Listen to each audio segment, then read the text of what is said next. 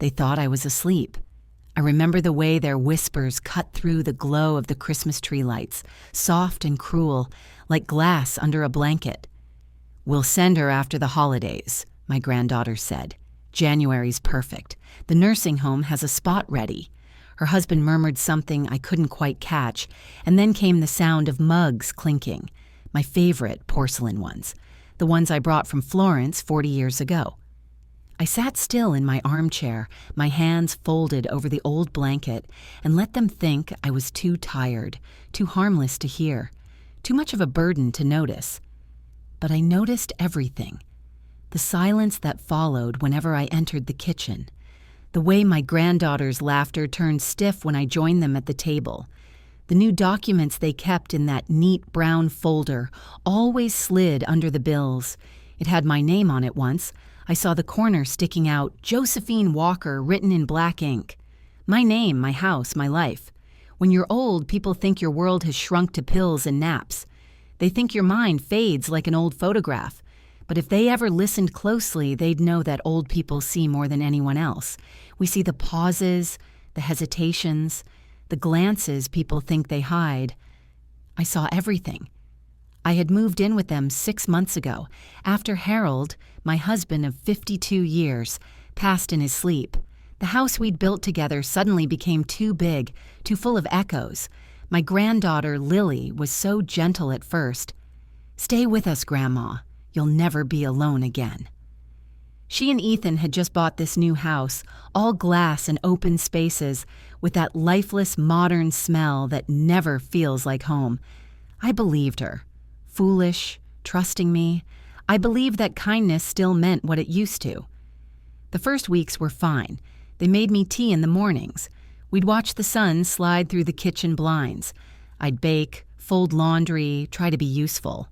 Then one morning, Lily wrinkled her nose at the smell of cinnamon rolls. "Grandma, the house smells too old-fashioned. We're trying to keep a certain aesthetic for the videos." Videos. That's what everything was for now. Little polished clips for the internet. Even breakfast had to be brandable. By November, I'd been moved from the guest room upstairs to the small room by the laundry. "It's warmer here," she'd said. It wasn't. But I smiled and thanked her, because that's what women of my generation do. We smile even when we're being erased. The first time I saw the papers, it was by accident. Ethan had left the brown folder on the table while taking a call. I was setting down his coffee, milk, 2 sugars, always too sweet for a man his age, when I saw it. Property transfer agreement. My hands trembled so badly I almost spilled the coffee. My name appeared twice near a signature line. The ink looked like mine, but I hadn't signed a thing. That night, I couldn't sleep. I lay there listening to the refrigerator hum and the muffled laughter from their bedroom. It wasn't just the papers, it was the way they'd started talking about me like I wasn't there. "We can't keep doing this," Lily whispered once. "She's fragile. It's not good for our image." I didn't know I'd become an image problem. I sat up until dawn and made a list. A habit Harold taught me when things got hard. "Lists keep your mind sharp, Joe," he'd say. So I wrote, "Find the folder again.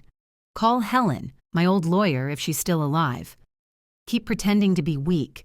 Pretending came easily. I let my hands shake more than they needed to. I asked Lily to read me small print, feigning confusion. Every time she sighed, I'd smile. The more invisible she thought I was, the safer I became. A week before Christmas, she brought me cocoa in my favorite cup, the one with the tiny crack. "You've been so tired lately, Grandma," she said softly. "Maybe after the holidays, we can find you somewhere nice, where you'll have people your own age." Somewhere nice. I thanked her. I drank half the cocoa, poured the rest down the sink when she wasn't looking. My instincts told me not to trust gifts wrapped in concern. That night, I opened the folder. It wasn't easy. Ethan kept it in the desk drawer of his home office, but I had the key. He'd forgotten I'd once given him that desk as a wedding gift, and the lock was the same as 40 years ago. Inside were papers thick as gilt. property deeds, medical forms, financial statements. My heart slowed as I read. They were transferring ownership of my house, the one in Willow Creek, where Harold and I had raised our boys. They'd written it as a joint family consolidation, lies printed in perfect legal fonts, and the signature. My name in shaky letters. A forgery so careful, it almost fooled me. Almost. I felt something cold and bright bloom inside me. Not anger, not even fear. Strategy. The next morning, I called the lawyer's number written in my old address book. The secretary said, "Helen retired 5 years ago." My stomach dropped until she added, her daughter, Susan, took over the firm. I gave my name. The pause on the line told me she remembered it. "Mrs. Walker," Susan said warmly, "my mother used to say you were the sharpest client she ever had. What can I do for you?" "I need to change a few documents," I told her, "and I'd rather my family didn't know yet." We met 2 days later at her office downtown. I wore my old gray coat and brought a tin of Christmas cookies, so I'd look like any forgetful grandmother dropping by with sweets. I handed her the copies I'd made of the papers from the folder. She read them twice. Then she looked at me differently, not as an old woman, but as someone who'd just handed her a bomb. "These signatures are forged," she said. "They're trying to transfer your property under false consent." I smiled. "I thought so." "What do you want to do about it?" "Something festive," I said. "Something that'll make next Christmas unforgettable." We drew up new papers. I insisted on one condition: silence. My granddaughter and her husband would think they were winning until the very last page turned. Susan helped me file the real documents that would decide their fate. Not a transfer, but a private sale clause that would take effect automatically once certain signatures appeared. That evening, I came home to find Lily decorating the tree, humming carols as if nothing in the world could touch her. "Grandma," she said, "you're quiet tonight." I touched the ornament shaped like a dove, the one Harold had carved our first year together. "Just tired," I said softly. She smiled, relieved, the kind of smile people wear when they think the storm has passed. But Christmas morning, as snow dusted the windows and the house filled with laughter, I caught Ethan whispering near the doorway. "After Christmas, right?" he said. Lily nodded. "After Christmas." I stirred my tea and pretended not to hear, though my hands didn't shake at all this time, because by then I'd already decided. After Christmas, yes, but not the way they thought. The morning after Christmas felt like an aftertaste. Sweet on the surface, bitter underneath. Lily was still asleep, her pretty face relaxed, her phone resting on the pillow beside her. Ethan had gone to the gym like he did every morning to clear his head.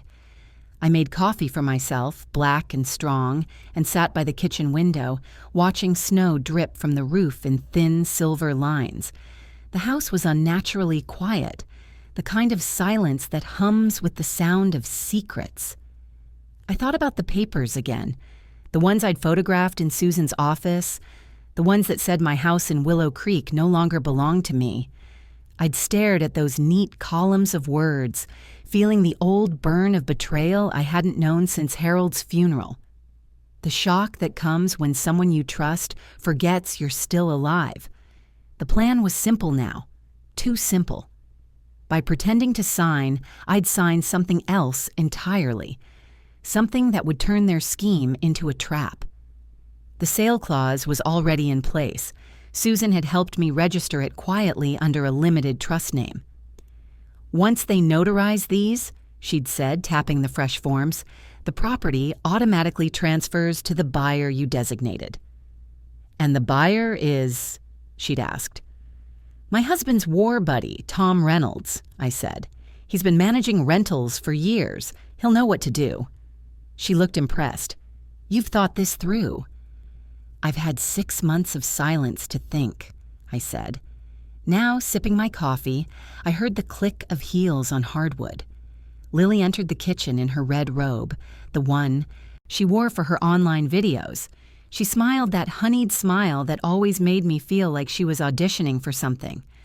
"Morning, Grandma. Did you sleep well?" "Like a rock deer," I said. "The tree looks beautiful. You did all this yourself?" She giggled.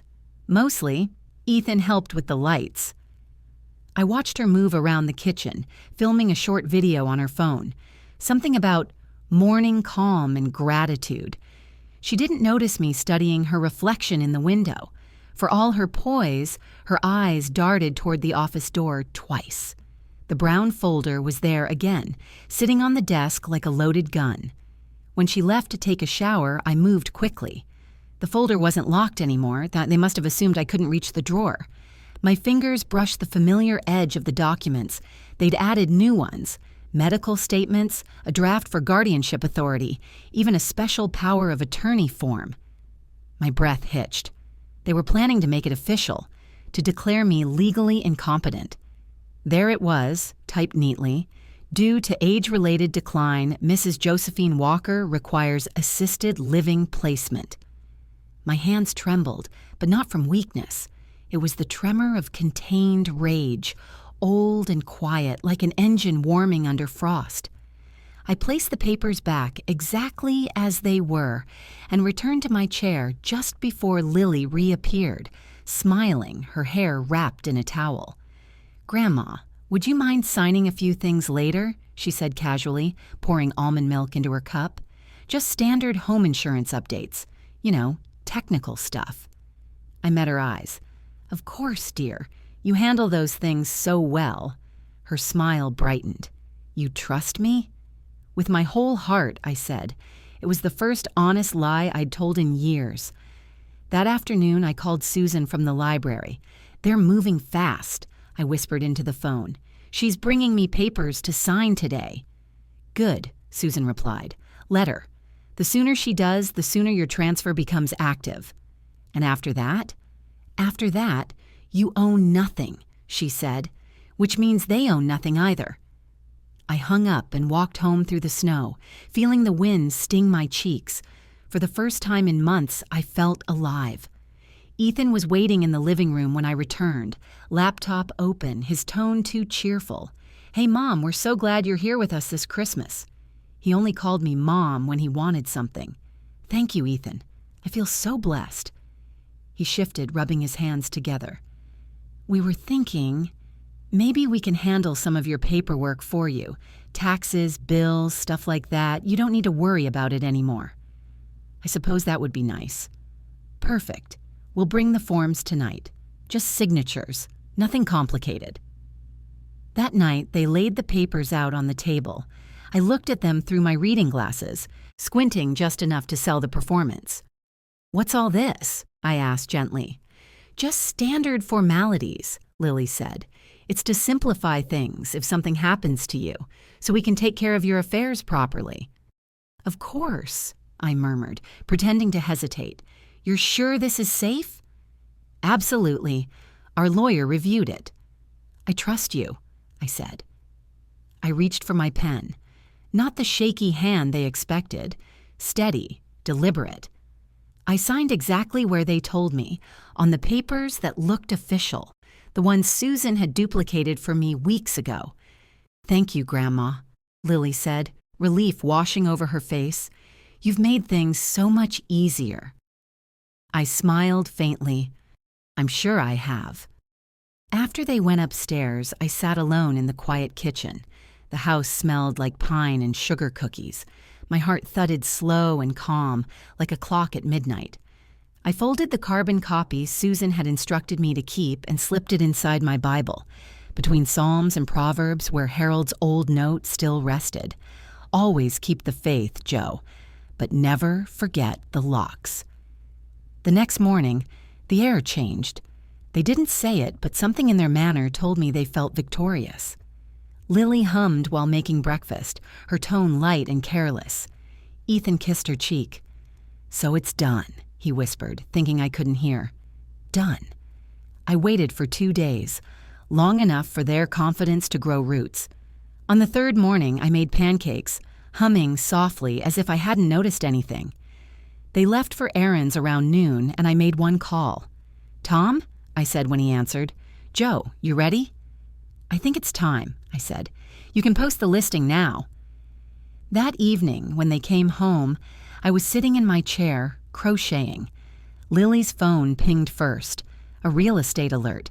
She frowned, scrolling. Ethan leaned over her shoulder. "Wait," he said. "Why is our address on Zillow?" "Our address?" "Yeah," he muttered. "It says pending sale. Who would—" They both turned to look at me. I smiled sweetly. "Oh, that must be the paperwork we signed the other night," I said, tilting my head. "Didn't you read it carefully, dear? You said it was just a formality." Lily's face drained of color. "What did you do, Grandma?" I set down my yarn and folded my hands calmly in my lap. I just made sure everything would be taken care of. After Christmas. The silence in that kitchen could have cracked glass. Lily's phone trembled in her hand, the Zillow listing glowing between her fingers like a ghost she couldn't exorcise. Ethan's jaw flexed. He didn't blink for what felt like a full minute. "Grandma," Lily finally whispered, her voice wobbling between fake sweetness and real panic. What did you do?" I adjusted my glasses. "I sold the house." "You what?" Ethan's voice cracked like thunder. "You can't sell our house." "Our house?" I echoed, tasting the word. "You must have misread the deed, dear. The one I paid for 10 years ago. The one I let you live in rent-free while you built your perfect little business empire? That one still had my name on it. Until last week." I stood slowly, my knees creaking, and walked to the cupboard to pour myself tea. My hands didn't shake this time. Their fear steadied me like a medicine. Lily's face twisted. "You forged something, didn't you?" "Grandma, that's illegal. You can't just—" I turned, holding her gaze over the steam of my mug. "Funny you'd mention forgery, dear. I suppose you'd know all about that." Her lips parted. "What are you talking about?" "Oh, I'm sure Ethan can explain. He's the one who printed those lovely guardianship papers for me, isn't he? The ones declaring I'm no longer mentally fit?" Ethan went pale. "That's not what we—" "Save it," I said quietly. "You wanted me gone, and you almost succeeded. But I've been around too long to sign my own disappearance, so I signed something else instead." The truth hit them like cold water. I could see it in their eyes. Every smug whisper, every calculated sigh, every fake smile had been a shovel digging their own hole. "Who did you sell it to?" Lily's voice came out hoarse, thin as thread. "An old friend, a kind man. He paid cash, quick as a wink." She swiped through her phone, scrolling frantically through property databases, probably hoping to find a loophole. "This can't be real. There must be some mistake." "There was a mistake," I agreed. "You made it when you underestimated me." I left them in that kitchen clutching their panic like children holding broken toys, and went to my room. For the first time in months, I slept deeply. The next morning, the phone rang. I answered before they could. "Mrs. Walker," said a crisp female voice. "This is Patricia Hayes with Reynolds Realty. Just confirming the sale of the property on Maple Lane. The closing date is set for Friday." "Perfect, dear," I said sweetly. "I'll be here to hand over the keys myself." Ethan's footsteps thundered down the stairs. "Who was that?" "The realtor," I said. "She's coming Friday." He ran a hand through his hair. "You can't just throw us out." "Oh, you'll have time to pack," I said. 3 whole days. I believe that's exactly how long you were going to give me after Christmas." Lily gasped. "You heard that?" I smiled. "You'd be amazed what an old woman's ears can still catch." She sank into a chair, face crumpling, the first real emotion I'd seen on her in months. "Grandma, we didn't mean—" "Don't lie, Lily. You meant every word." The rest of the day passed like a quiet storm. They whispered upstairs for hours, phones ringing, lawyers called, frantic texts sent. But by evening, their voices had changed. Defeated, brittle. That night, I walked outside into the snow. The neighborhood glowed with Christmas lights, soft golds, blues, and reds shimmering through the frost. I stood under the old maple tree and breathed in the cold. For a moment, I imagined Harold standing beside me, his hand resting on mine like he used to when words weren't needed. "You'd be proud of me," I murmured. I remembered the locks. When I went back inside, Lily was waiting in the living room, her mascara smudged, eyes red. "Grandma," she said quietly, "we can fix this. Maybe we can buy the house back or ask for a delay." "It's too late," I said. "The papers are signed." "But where will you go?" she asked, voice breaking. "You can't just—" "I have my old cottage in Willow Creek," I said softly. "And as for the money—" I paused, watching her face. "Half of it's going into a trust, for my great-granddaughter when she's old enough to know better." Her breath caught. "You mean—" "Yes, the baby you've been hiding from your own husband's mother. Did you think I hadn't noticed the sonogram on your phone?" She covered her mouth, eyes wide. "I'm not cruel, Lily," I said. "Just thorough. You'll have time to start over, somewhere smaller, humbler. Maybe there you'll learn what a home really means." She looked at me, tears trembling, and whispered, "I'm sorry." I nodded. So am I. 2 days later, when the buyers arrived, a couple in their 40s, kind eyes, 2 children holding snow globes, I handed them the keys myself. Lily and Ethan stood on the porch behind me, their boxes stacked in the driveway. The woman shook my hand. "We'll take good care of it, Mrs. Walker. It's a beautiful home." "I know you will," I said. "It's yours now." As they drove away, Lily turned toward me, her voice barely a whisper. "Where will we go?" I looked at her, at the proud, frightened girl who had once braided my hair as a child. Wherever people go when they lose something they took for granted. Then I picked up my old suitcase, the same one Harold and I took on our honeymoon in 1962, and walked down the snowy street without looking back. But as I reached the corner, my phone buzzed, a message from an unknown number. "Mrs. Walker, this is Susan Hayes. I think you might want to see tomorrow's paper." The next morning, I woke before dawn. Old habits never die. Harold used to say I was half rooster, half woman. I brewed coffee, packed the last of my clothes into my worn leather bag, and sat by the window as the sky turned from slate to pink. The house was empty now, echoing like a church after a funeral. Lily and Ethan had left the night before, car loaded, eyes hollow. I'd given them until midnight, then locked the door behind them. When the paperboy's bicycle squeaked down the street, I slipped on my coat and stepped outside. The air cut sharp, clean, the kind of winter air that makes your lungs feel brand new. The Denver Tribune landed at my feet with a soft thud. I unfolded it right there in the snow. The headline stopped me cold. "Local couple accused of elder fraud. Investigation underway." I didn't need to read the rest, but I did. The article laid everything out. Forged signatures, fraudulent guardianship forms, property manipulation. My name was there, too, tucked between the lines like a ghost they hadn't managed to bury. Josephine Walker, 78, alerted authorities after discovering a forged property transfer bearing her signature. So Susan had gone to the press after all. I had told her not to. I didn't want a circus. But as I read, I realized she'd been smart.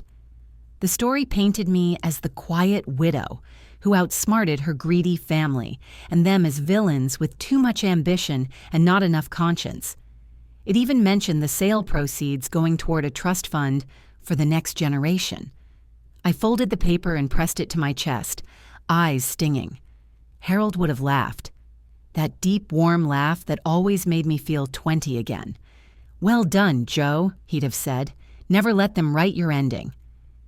When I went back inside, I made myself toast and jam, ate slowly, savoring the quiet. There's a kind of peace that comes only after surviving a betrayal. Not joy, not victory, but relief. You stop wondering why people hurt you and start remembering who you are. Around 9, the doorbell rang, a knock that sounded like law. Firm, polite, final. When I opened the door, a young woman stood there in a gray coat, notebook in hand. "Mrs. Walker, I'm Claire Russell, reporter from the Tribune. I was hoping you might share a few words for our follow-up piece." I smiled faintly. "I've said most of my words, dear, but you can come in out of the cold." She looked around as we sat in the living room, or what was left of it. Just my armchair, Harold's clock, and the Christmas tree stripped bare of ornaments. "You're really leaving today?" she asked. "Yes," I said. "It's time." "What will you do now?" I thought for a moment. "I think I'll go home, the real one, in Willow Creek." Claire hesitated. "May I ask, what made you suspect them? Most people in your situation never notice until it's too late." I laughed softly, because people lie differently when they think you can't hear, and because love, when it's fake, always forgets to look you in the eye. She wrote that down carefully. When she left, she asked if she could take my picture for the paper. I stood on the porch, snowflakes clinging to my gray hair, my suitcase beside me. "Could you smile?" she asked. "I am," I said. By noon, the movers arrived for the new owners, a nice couple, Patricia and her husband John, with their 2 children chasing each other in the yard. They waved when they saw me. "Mrs. Walker, the kitchen is perfect. Thank you again." "I'm glad," I said. "It deserves laughter." They'd offered to drive me to the station, but I refused. I wanted one last walk through the neighborhood, to see the houses, the trees, the places that had known me. Every few steps, memories rose like breath in the cold air. Lily running through sprinklers as a little girl, Harold building the first swing set, summer barbecues with too much lemonade and not enough shade. For all their cruelty, they couldn't take that. At the corner, I saw a silver sedan idling near the mailbox. Ethan. He got out, his breath fogging in the cold, face tight and tired. "Grandma—" "Don't," I said softly. He shoved his hands in his pockets. "They're saying things about us, on the news. It's bad." "I imagine it is." He swallowed. "We never meant to hurt you." "Yes, you did, but you didn't mean to lose." His shoulders slumped. "What happens now?" "Now?" I looked at him. This man I'd once thought was family, the boy who'd called me Mom when he wanted my money. "Now you start over. Honestly, I hope you do better next time." He nodded, eyes glassy, and stepped back. "You're stronger than any of us, you know that?" I smiled faintly. "No, dear, just older." The train to Willow Creek left at 3. I sat by the window, watching the city shrink behind me, the snow turning fields into silver seas. My hands rested on my lap, the newspaper folded beside me. In the reflection, I saw not a tired widow, but a woman still capable of choosing her own ending. As the train clattered through the valley, I whispered to the empty seat beside me, "We did it, Harold." But even as the track stretched toward home, a small unease stirred in my chest. The story wasn't finished. Not yet. When I arrived in Willow Creek, the caretaker of my old cottage was waiting, a kind man named Tom Reynolds, the same one who had handled the sale. "Welcome back, Joe," he said, helping me with my bag. "You're all over the news, you know." I laughed softly. "I suppose that can't be helped." He hesitated. "There's something else. You might want to sit down." My stomach tightened. "What is it?" Tom looked uneasy. "Your granddaughter called me this morning. She's coming here. Says she needs to talk to you in person." I felt the warmth drain from my face. "Coming here?" He nodded. She sounded desperate. I turned toward the cottage, its windows glowing faintly through the falling snow. Home at last, but peace, it seemed, would have to wait. She arrived just after dusk. I heard the crunch of tires on the gravel drive before I saw the lights. The air outside was soft with snow, the flakes falling slow and heavy, the kind that muffle the world until you can hear your own heart beating. I was sitting by the fire, a blanket over my knees, when the knock came. "Grandma?" Lily's voice, trembling through the door. I didn't move at first. I let her knock again, let the sound echo through the house. For months she hadn't said my name with that tone, Not since she was a child running barefoot through this very yard sticky with peach jam and laughter. Back then, when she cried, I'd open the door without hesitation. Tonight, I waited. "Please," she whispered. "I just need to talk." I stood slowly, my joints aching from the cold, and opened the door. The wind swept in with her, sharp and wet, carrying the smell of exhaust and something desperate. She looked small, not the polished woman in perfect makeup I'd watched perform her life for strangers online. Just a girl, pale, red-eyed, shoulders hunched inside a thin coat. Her belly was round now, the child unmistakable. "Can I come in?" she asked. I stepped aside. "For a little while." The warmth of the fire made her shiver harder, as if her body didn't know how to absorb kindness anymore. She stood awkwardly by the mantel, glancing at the photographs. Harold and me on our wedding day, Lily at 12 holding her first cat, all the pieces of history she'd traded for curated perfection. "It's beautiful here," she murmured. "It always was," I said. She nodded, eyes glistening.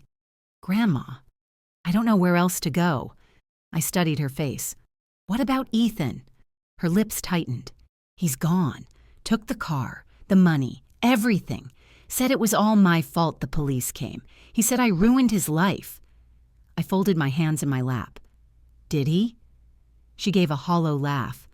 Maybe I ruined mine too." I gestured to the chair opposite mine. "Sit down. The baby must be tired of all that running." She obeyed, lowering herself carefully. The firelight danced on her cheeks, turning the tears in her eyes to tiny sparks. For a long moment, we just listened to the wood crackle. "I read the article," she said finally. "You made me sound like a monster." "I didn't write it," I said quietly. "I only told the truth." "But it's not all true. I didn't mean to." She stopped, pressing her palms to her face. God, I sound like such a cliché. "What did you mean to do, Lily?" She dropped her hands, eyes shining with regret. "I thought I was fixing things. Ethan said if we took over your finances, we could keep you safe and keep the house running. He said it was the only way to build something for the baby. I didn't realize he forged your name until it was done. And then..." I panicked. "Panic doesn't make people greedy," I said. Her chin quivered. "I know. I got lost somewhere, between trying to be perfect and terrified of failing. I didn't see what I was turning into." For a while, the only sound was the clock ticking above the hearth. Then she whispered, "I'm sorry, Grandma. I really am. I don't care about the money anymore. I just don't want my baby to grow up without a family." Something inside me softened. Not forgiveness, not yet, but recognition. I'd raised her after her mother died. I'd held her through fevers and heartbreaks. You don't stop loving your blood just because they forget how to love you back. I stood, went to the kitchen, and returned with 2 cups of tea. I handed one to her. "It's chamomile. Helps calm a racing heart." She accepted it with trembling hands. "You're not going to call the police?" I sat again. "No, you already called them on yourself when you came here." She blinked. "What do you mean?" "The article wasn't the end of the story, Lily. There's an investigation now, not just into the forgery, but the loans Ethan took out in your name. They'll come looking for both of you. But if you cooperate, if you tell the truth, you can still protect that child." Her breath caught. "He used my name?" I nodded slowly. "Multiple times. Susan sent me the documents this morning. It seems Ethan was better at pretending than you realized." Her eyes filled with fresh tears. "I didn't know." "I believe you," I said, "but believing doesn't erase consequences." She stared into her tea. "What am I supposed to do?" "Stay here for now," I said. "It's warm and you need rest. Tomorrow we'll call Susan. You'll tell her everything you told me, and then you'll face whatever comes next honestly this time." She nodded, shoulders shaking. "I don't deserve your kindness." "Probably not," I said softly, "but I'm giving it anyway." For a long time, she just cried. Quiet, exhausted sobs that seemed to drain years of vanity and guilt out of her. When she finally fell asleep on the couch, I covered her with Harold's old blanket and sat watching the snow drift past the window. I should have felt peace. Instead, I felt something else. A weight, heavy and familiar. Love, maybe, or the ache of letting go. The phone rang just before midnight. I answered on the first ring. "Mrs. Walker," a man's voice said, "this is Detective Grant from the Denver Police Department. We've taken Mr. Ethan Carter into custody. We found several accounts tied to your granddaughter's name." "I see," I said, glancing at Lily asleep by the fire. "Does she need to come in?" "Not yet, but we'll need her statement in the morning. And Mrs. Walker. Thank you. We might not have uncovered this without your documents." After I hung up, I looked at the girl sleeping under my blanket, her hands resting on her belly. Harold's clock struck midnight, one clean chime for the start of a new day. I whispered into the quiet, maybe we'll all get a second chance after all. Outside, the snow kept falling, soft and endless, like forgiveness trying to find its way home. Morning came pale and quiet, the kind of dawn that feels like it's holding its breath. The cottage smelled of coffee and frost. Lily was still, asleep on the couch, wrapped in Harold's blanket, her face turned toward the fire's dying embers. For a moment, she looked like that little girl again, the one who used to climb into my lap with storybooks and whisper, "Read it again, Grandma." I stood by the window and watched the light spread over the frozen field. The world was still, but inside me, something had shifted. The bitterness I'd carried for months, that thick, choking weight of betrayal, was dissolving, replaced by something quieter, older, steadier. Maybe peace doesn't arrive all at once. Maybe it tiptoes in through the cracks once you stop guarding the door. When Lily stirred, she looked confused. "Where am I?" "In the only place that'll still have you," I said, setting a mug of warm milk on the table. Her hand went to her stomach. "The baby's kicking." "Good," I said. "Means it's listening." She smiled weakly. "You were always good with words." I had to be. Men used hammers, women used words. I sat down opposite her. "The detective called last night. Ethan's been arrested." She froze, her knuckles whitening around the cup. "For what?" "Forgery, fraud, and identity theft. He's been using your name for loans. You'll need to give a statement today." Her eyes filled, but she didn't cry. "I should have known. I just wanted him to love me." "Love without respect is poison, Lily. It rots you from the inside, slow enough that you think it's warmth." She nodded, staring at her reflection in the tea. "I don't even know who I am anymore." "You're my granddaughter," I said simply, "and that's not nothing." We spent the rest of the morning in silence. I made breakfast, eggs, toast, a little honey. She ate slowly, as if rediscovering what real food tasted like. When she went to shower, I called Susan. "She'll cooperate," I said, "but I don't want her dragged through the news again." "I'll handle it," Susan promised. "You did the hard part already. Now it's time to rest." Rest. The word sounded foreign. Maybe I'd forgotten how. By noon, Lily was ready to leave for the police station. She borrowed one of my old coats, too big but warm, and brushed her hair carefully. "Will you come with me?" she asked. I hesitated. "Do you need me to?" She bit her lip. "Yes, I don't want to face them alone." So I went. The drive into town was quiet except for the hum of the heater. She glanced at me a few times, as if trying to find the right words, then finally said, "I didn't deserve your mercy." "No one ever does," I replied. "That's why it matters."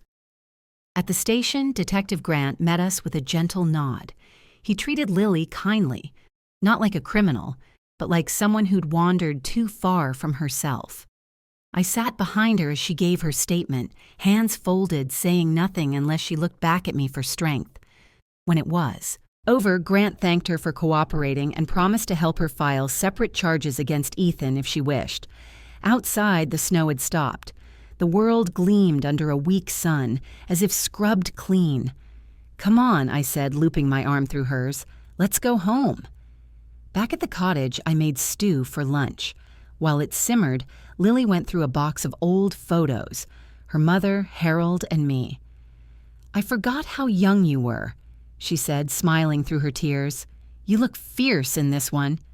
I was. You had to be back then. She set the photo down carefully. "I want my baby to know you," she said. "Really know you. Not the version I told myself you were." I reached across the table and took her hand.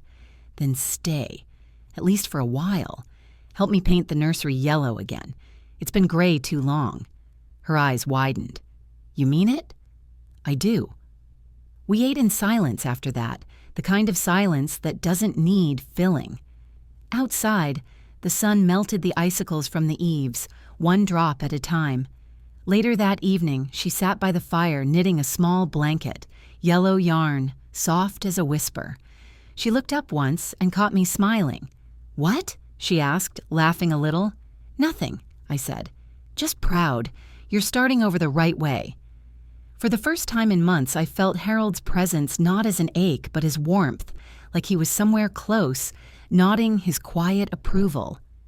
That night, as the clock struck 10, I wrote a letter, not to the lawyer or the bank, but to my unborn great-grandchild. I wrote about honesty, about love, about the difference between comfort and kindness, and I ended it with the same words Harold once told me when our life felt too heavy to bear. "You can lose everything, Joe. The house, the money, even the people you thought were yours. But as long as you still choose goodness, you'll never be poor." When I finished, I folded the letter and placed it in a small box beside the cradle Lily was sanding in the next room. Outside, the wind whispered through the pines, carrying away the last echoes of betrayal. Tomorrow would come, as it always does, cold, bright, and full of unfinished things. But for the first time in a long while, I wasn't afraid of it. Because sometimes the greatest revenge isn't victory, it's peace. And peace, at last, was mine.